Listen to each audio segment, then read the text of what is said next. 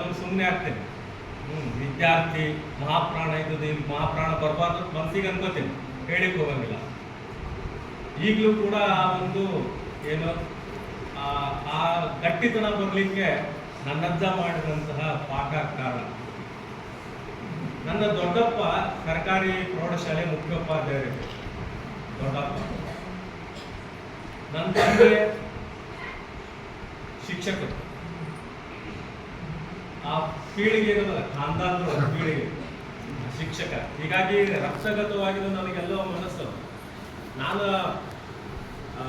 ಹೈಸ್ಕೂಲ್ದೊಳಗೆ ಇದ್ದಾಗಲೇ ಏನೋ ನಮ್ಮ ದೊಡ್ಡಪ್ಪ ಪೇಪರ್ ತೊಗೊಂಬರೋರು, ಆಮೇಲೆ ನಮ್ಮ ತಂದೆ ಪೇಪರ್ ತೊಗೊಂಬರೋರು ಪೇಪರ್ ಚೆಕ್ ಮಾಡಲಿಕ್ಕೆ. ಆ ಪೇಪರ್ ಚೆಕ್ ಮಾಡೋದು ಅಂದ್ರೆ ಏನು, ಮಾರ್ಕಸ್ ಹಾಕೋದು ಅಂದ್ರೆ ಏನು, ಹೈಸ್ಕೂಲ್ದೊಳಗನೆ ಕರಗತ ಆಗ್ಬಿಟ್ಟಿತ್ತು ನಾನು.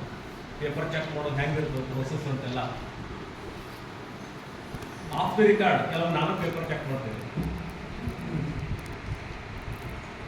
ನಂತರ ನನಗೆ ಭಾಳ ಚೆನ್ನಾಗಿ ಹೇಳ್ಕೊಟ್ಟದ್ದು ನನ್ನ ತಾಯಿ. ಅವರು SLC ಆಗಲೇ SLC, ಆಗಿನ ಕಾಲಕ್ಕೆ SLC ಮನಸ್ಸು ಮಾಡಿದ್ರೆ ನೌಕರಿ ಬರ್ತಿತ್ತು, ಅಂದ್ರೆ ಹೋಗಿರಲಿಲ್ಲ. ಈ ಬರವಣಿಗೆಯನ್ನು ಹೇಳ್ಕೊಟ್ಟದ್ದು ನನ್ನ ತಾಯಿ.